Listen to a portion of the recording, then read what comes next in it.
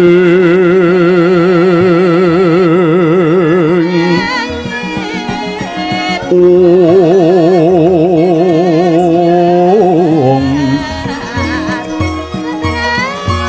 langening kalang nyuwun laglar pandamun sareng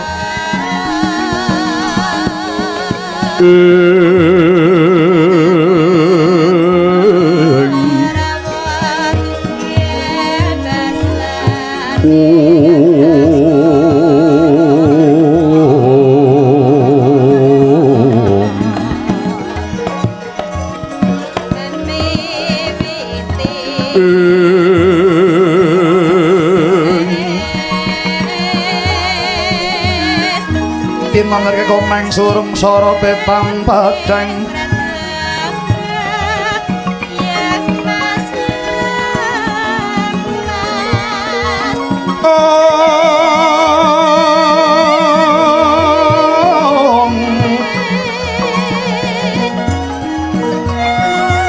kasrelan pajaring purnaming gegono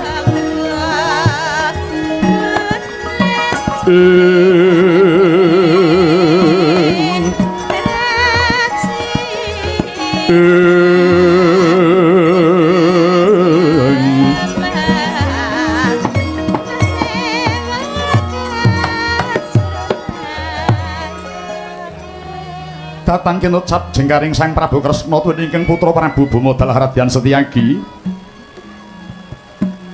gantya kang cinarita inggih katingal ramyang-ramyang jagat wetan maya-maya kiblat kelen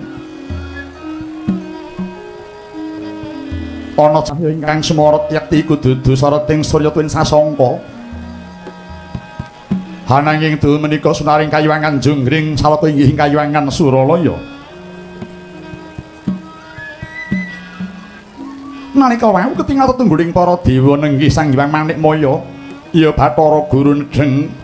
pinarak lenggan aning tepining tlaga Tirta Yinwasa nenggih pasirmaning para Jawata datan Pantara Dangu ketingal sawanipun Pandya Batari Durga saking kayuwangan Dhandhang Mangara ingkang kadheraken ing putra nenggih nata ing Tunggul Malaya nenggih Prabu Dewasrani. Dadya kagiat Sang Manikmaya